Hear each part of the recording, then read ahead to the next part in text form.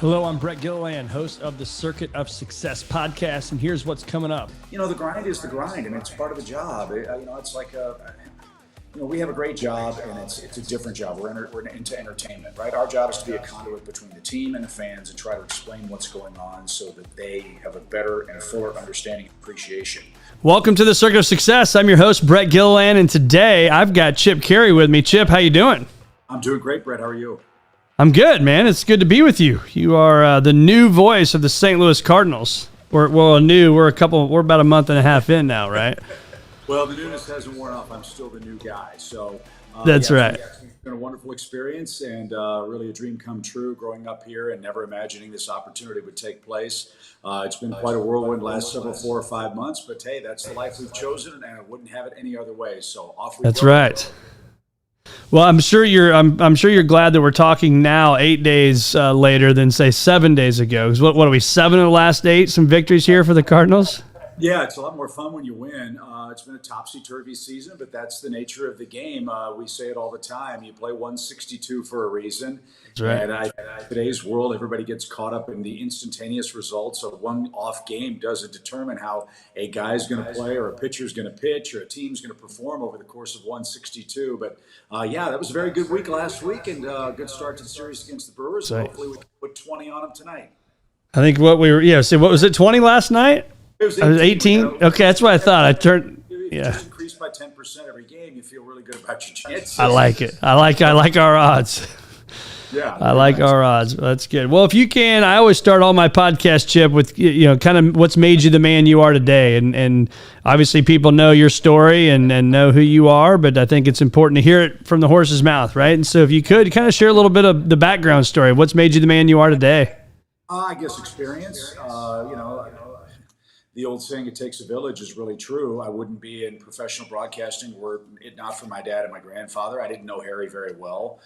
Didn't really spend a lot of time with my dad until I was almost in college. My parents were divorced. I remember him leaving when I was a 5-year-old. And, he pulled out of the driveway. And I said to my mom, "Where's Dad going?" Because it was the off season for him. And she said, "He's going on a long road trip." That's how she kind of explained their split. My wife, obviously, we have 4 children, and she's had to be mother and father for 6-7 months a year for the 27 years we've been married, allowing me to fulfill my dream and go out and talk about baseball and provide for our family, obviously. She's certainly a rock. My kids are certainly an inspiration for me. It's the best thing I ever did, is having 4 children. I have a 25-year-old daughter. Identical twin 23-year-old sons who are broadcasters in Amarillo, Texas for the Sod Poodles, and a 14-year-old as well. So at 58, I've been blessed. But as far as experience goes, I learned a lot from my dad and father and what not to be, as much as what to be. And I think that's a really important lesson for anybody. Harry didn't really value family, didn't understand that until much later in his life. My dad didn't take care of himself as well as he would have, and in the latter stages of his life, that came back to haunt him. But the lessons of life that they taught me: tell the truth, be yourself, be honest, and show up at work every day, talking about a game and a sport you love. That's going to carry you a long way. And if you'll pardon the pun, that's exactly what's happened. Well, you've had a hell of a career, man. Just to name a few, I didn't know this until I was doing my research, but you were with the Mariners. But even before that, you were with the Orlando Magic from 89 to 98. Yeah, I'm trying to think, was that Shaquille O'Neal time? Yeah, well, that was even before that. 89 was their expansion year. I was 24 years old. And to my point earlier about it takes a village, a man named Bob Neal knew my dad and knew of me, and saw Pat Williams, who was the general manager and the man responsible for getting the expansion team in Orlando. Yeah. And he talked to Pat at the All-Star game from Houston, Texas that year. And Pat said to Bob Neal, "Hey, we're looking for an announcer." And Bob said, "Well, I think Chip Carey would be a perfect choice for you." And Pat said, "Skip Carey would want to come to our games?" And Bob said, No, not Skip. It's Chip, Chip's son. And Pat, who had worked with my grandfather and knew my dad, said, quote, "Oh, God, there's another one." So at the age of 24, I was hired as an expansion announcer for the Orlando Magic. The team won 15 games. I was worse than the team. I had no idea what I was getting into.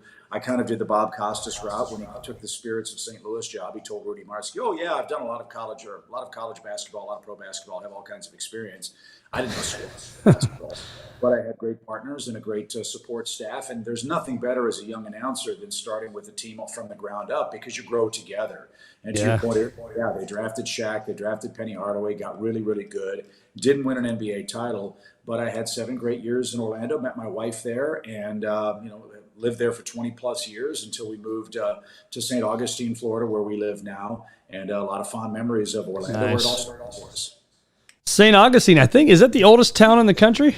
Oldest city in America. Don't let the Pilgrims fool you. Our city was founded in 1565. That was 40 years before Plymouth Rock and the Pilgrims and Jamestown and all of that stuff. And it truly is a magical place. My wife went to Flagler College there. Okay. Brief history lesson. Henry Flagler was John Rockefeller's business partner. He was the railroad guy, and he built a railroad from Jacksonville, Florida, all the way to Key West, Florida. Built it himself, and I think he spent $200 million in 1800s money, and it was all his. That's how wealthy he was in the Gilded Age of America. And it's truly a fabulous, fabulous place. That's crazy. Have you watched How I Built This? Have you ever seen that on isn't that amazing? Yeah, there's a great book called Last Train to Paradise that talks about how the railroad was built. Henry Flagler founded the city of Miami. He built the breakers in Palm Beach by himself. He built the railroad all the way down to Key West. The Hotel Casa Marina was his residence down there. And just the trials and tribulations of what people went through and surviving the hurricanes and all of that. It's truly a wonderful read, but it's a beautiful part of paradise, and that's probably where they'll plant me in 6 feet under, hopefully in 30 to 40 years. That's right. Really, really fortunate and blessed to live there for sure.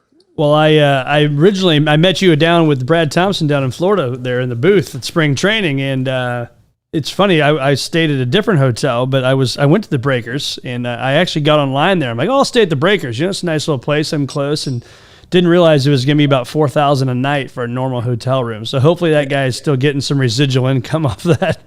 It's only money. You can't take it with you. They don't build a box big enough. But yeah, that's right. It's a remarkable place, and it's a remarkable part of the world. And as great as that is, coming back to St. Louis and rekindling all the friendships and familial relationships and revisiting all the places that I haunted as a kid and teenager and high school student has really been one of the most rewarding parts of this job. And to be welcomed back so warmly by so many, mostly because of the works of my dad and grandfather, is really, really a special thing. It's not lost on. Life's good. It's really good. Yeah, it's great. So tell us a little bit, if you can. I mean, how did this go down? Do you get a phone call from somebody and they say, "Hey, man, we want you to"? Yeah. Yeah, I was under contract in Atlanta, and my standard line with that has been I fully intended to retire as a member of the Bally family in Atlanta. I'd been there 20 years and made it very clear that I wanted to stay there. It just got harder and harder to keep trying to stay there. That said, when Dan McLaughlin's situation arose, and that's certainly a tragic thing, they called and asked if I would have an interest. Mike Claiborne called me and said, "Hey, I'm just calling because I'm doing some reconnaissance here." And I said, "Of course, I'll talk to anybody." My standard line has truly been, I don't talk about someone else's job until they don't have it anymore, and no one could have planned what happening. And so as great as this chance has been for me, I want to be clear, I'm very sad about that on a lot of different levels with Dan. He's a friend, and praying for his return and recovery. But that said, they called me a week or so before Christmas and said, "Hey, we'd like to talk to you." Obviously, Christmas and New Year's took place. I flew up to St. Louis, I think the second week of January, came in here on a Friday morning, interviewed with the Cardinals, interviewed with the Bally people. They said they'd get back to me soon. I think there was another candidate or two that they wanted to talk to. And Monday morning at 10 o'clock in St. Augustine, while I was on my morning walk, I got a call from Larry Mago at Bally Midwest, who said, "Hey, what's it going to take for us to bring you to St. Louis?" And I said, "Well, do you need more interviews?" He said, No, you're misunderstanding what I'm saying. Do you want the job?" I said, "Yeah, I think I do." So that's kind of how it took place. A week before Christmas, and then 3 weeks later, they offered me the position, and here we are. Yeah. So talk about opening day this year. I was down there. It was incredible. Obviously, we don't need to worry about the end result of the game, but just the day, the pomp and circumstances with that. Talk to us about that. I mean, being with the Mariners, being with the Cubs, the Braves. I mean, do you witness anything like that anywhere else? No, it's different here, obviously.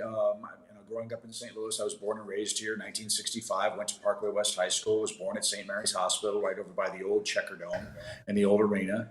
I'd never been to an opening day, even as a fan.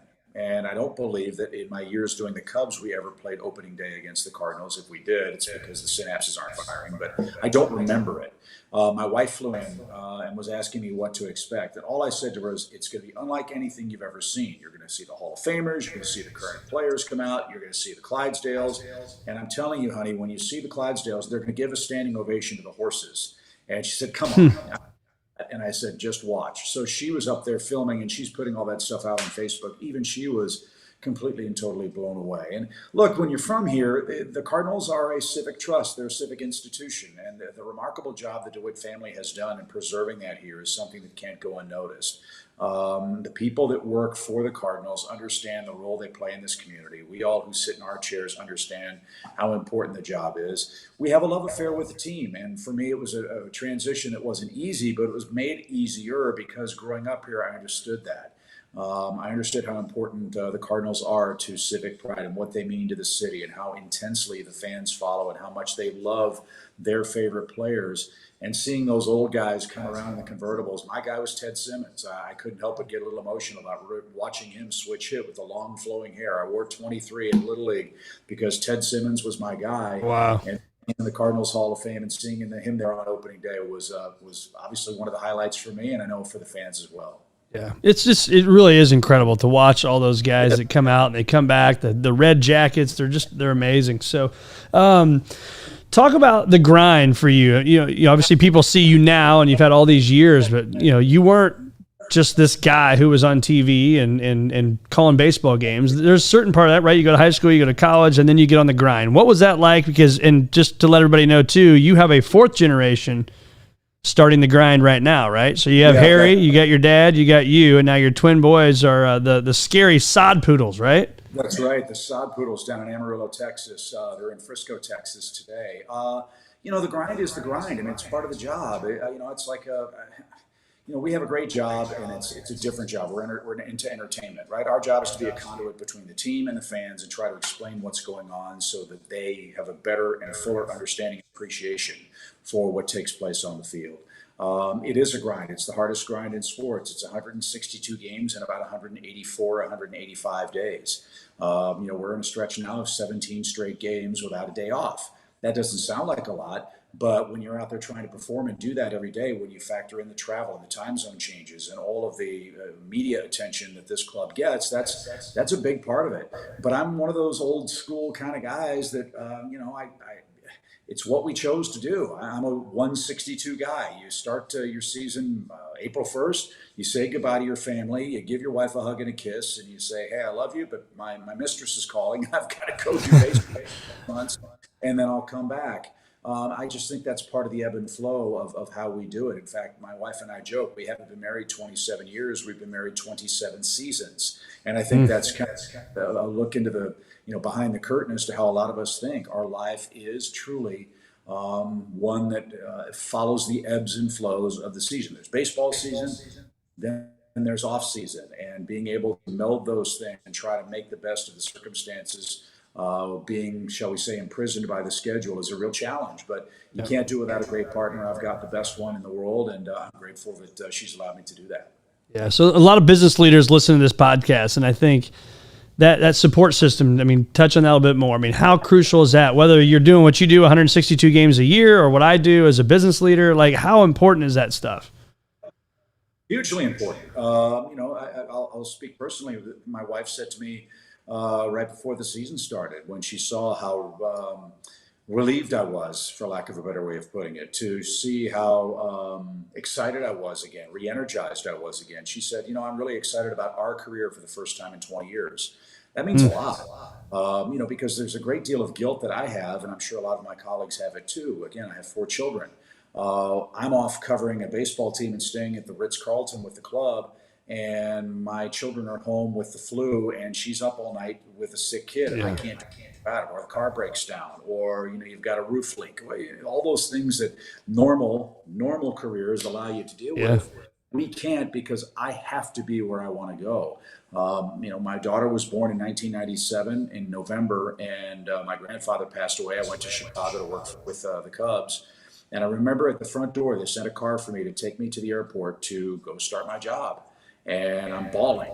And my wife said, "Don't worry, I'll bring her to you." There's a great deal of guilt that I have because my kids are again in their 20s and 14, and I've missed half of their life because we don't live where I work, and that's a family decision for myriad reasons.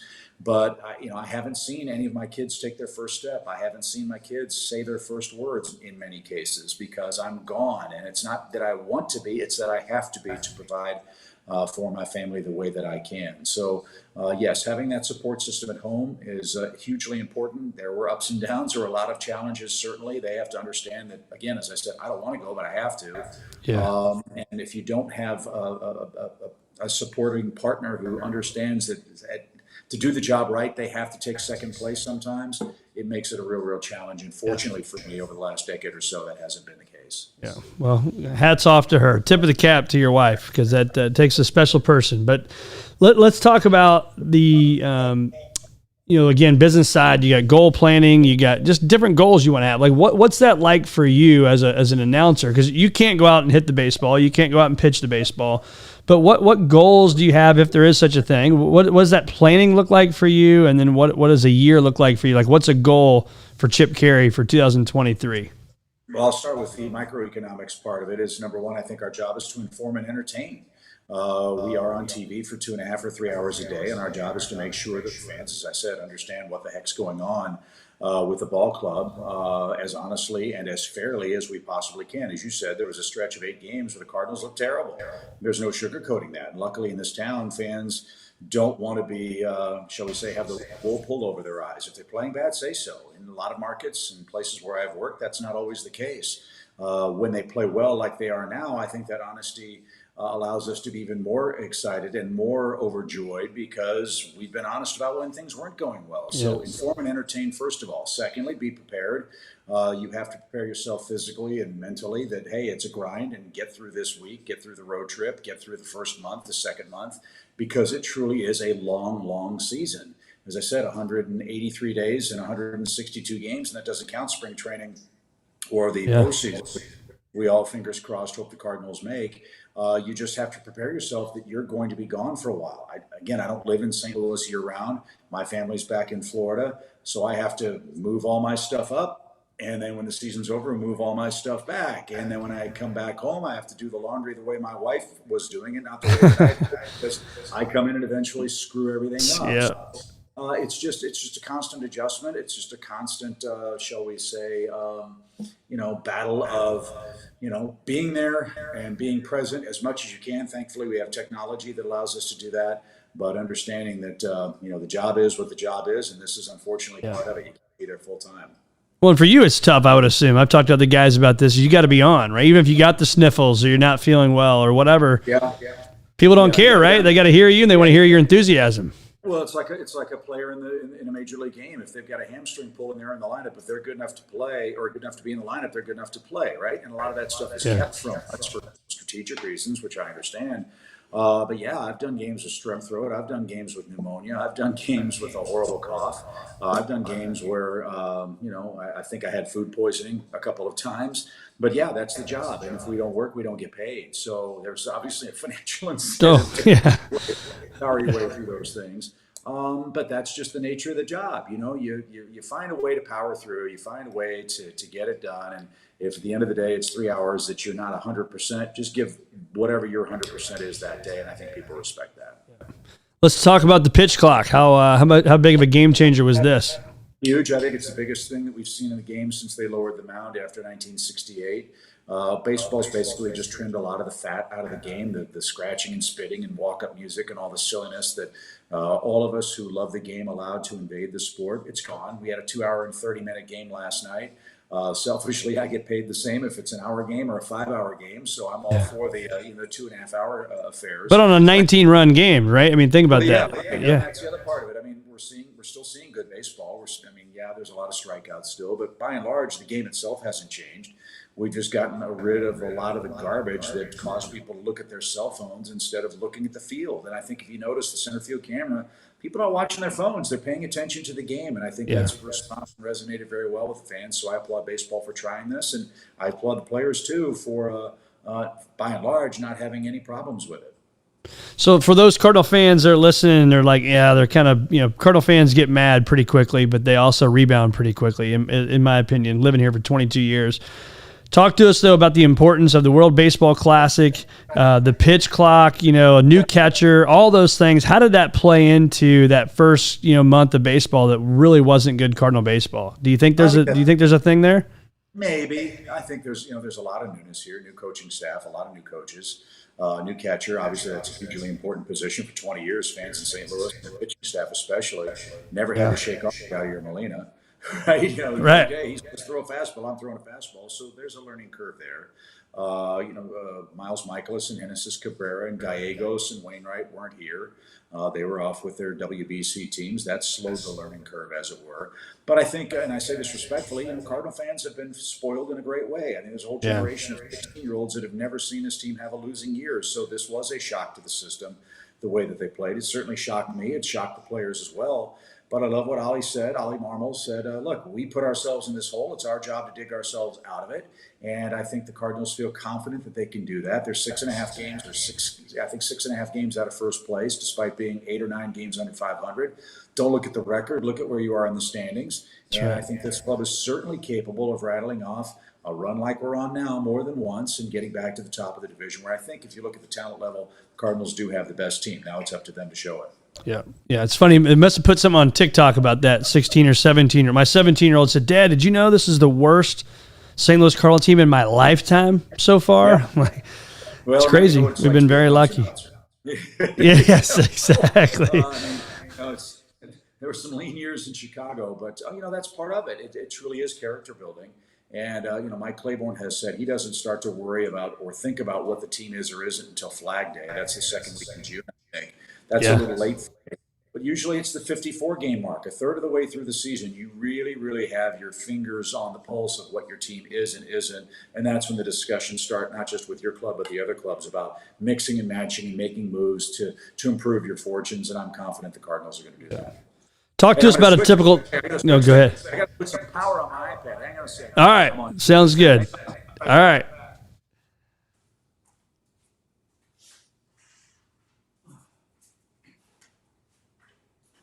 I feel like Kip from Napoleon Dynamite technology. Okay, plug that bad boy in. Sorry about that. Oh, you're good. Not a problem at all. Okay, we got power again. Sorry. All right. So next question. What was my next question? Was typical day. What's a typical day like for people like you and your job? Yeah, at home I get up. Obviously, I get up early, get coffee, check out all the newspapers, all the websites, read the opposing team's newspaper, read our newspapers, get the clips, read through those. Try to watch the MLB Network, look at the highlights if there's anything spectacular that comes on. We have a great statistician named Dan Hyatt who sends us some really cool and obscure stuff that's much more interesting to me than just, hey, he's got 2 home runs or a 5-game hitting streak, and how to incorporate that stuff. Really what it is, as you said earlier, it's kind of like cramming for a test. You have all this study material. We get a ream of notes about that thick every single day. I mean, it's hundreds of pages of statistical information that you can't get through it all. And I think our job is to went through that and pick out the nugget or two that we will probably talk about. The great thing about our job is that nobody at home will know what we wanted to get to and didn't, because you've got 3 games or 4 games to try to get that stuff in. But then you go do the game, and ultimately the game is going to dictate what you talk about. We do our open. We have a production meeting in the booth about 3:30 or 4 o'clock after we talk to the manager, and try to formulate some ideas of things we want to talk about during the game, and what we talk about in our stand-up, which is kind of our theme for what we hope to see or what we're predicting might happen in that game. But obviously, if it doesn't happen, we're not wrong. We talk about why it didn't happen. Last night, or the first game against the Brewers is a perfect example. How would Contreras and Flaherty work? That was our subject matter. It was great. Would Arenado keep hitting? He did. heck, the whole team started hitting again. So it did. That's the kind of game that sort of does the impossible. It makes us look really, really smart. But that's kind of what we do. The game ends, come back and try to unwind and watch the highlights and look at the other games on the West Coast, and then go to bed and do it again. And I think that's really the lesson, I would say, is we try to be boring pros. Routine is really important to all of us. We have our own routines. We do it the same way every single day, because to veer from that routine is really uncomfortable and leads to problems, because we're truly type A driven. Keep it simple, stupid, boring pros, and that's I think what makes the guys that sit in these chairs really successful, at least in my opinion. Well, I think, again, not to keep tying it back to business, but I talk about consistently boring, and then I talk about preparation, and that's what I'm hearing from you, right? Be consistently boring and be prepared, right? I got this much stuff. And by boring, I don't mean you're just drone on, Paul. No. We're excited. We're fans. When they play bad, I think you've heard that in my voice in some of these games. There goes another home run. Like, crap, here we go again. Or if a guy has a big night, we get excited. But it's knowing what to say and when to say it. And what, more importantly on TV, what not to say. We're all guilty of talking way too much. I know I am. But it's just the nature of the excitement of the job and loving to talk about our sport. But you're right.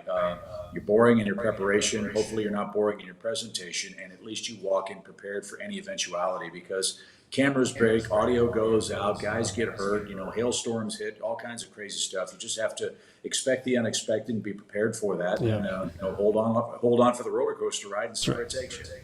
How good is Brad Thompson? Awesome. Great. Funny. Wonderfully witty. Quick. Dry wit. Eminently prepared. I'm really happy for him. He's so excited about this opportunity to do more games. And Jim have been awesome partners. They're both great friends. I'm really lucky that wherever I've worked, I've had phenomenal teammates. And I think the thing that characterized my experience in Atlanta was these aren't my coworkers. These are my family. We actually spend more time with the men and women in our broadcast booth than we do our children and our spouses. And if you don't have that good relationship, it makes for a long, long year.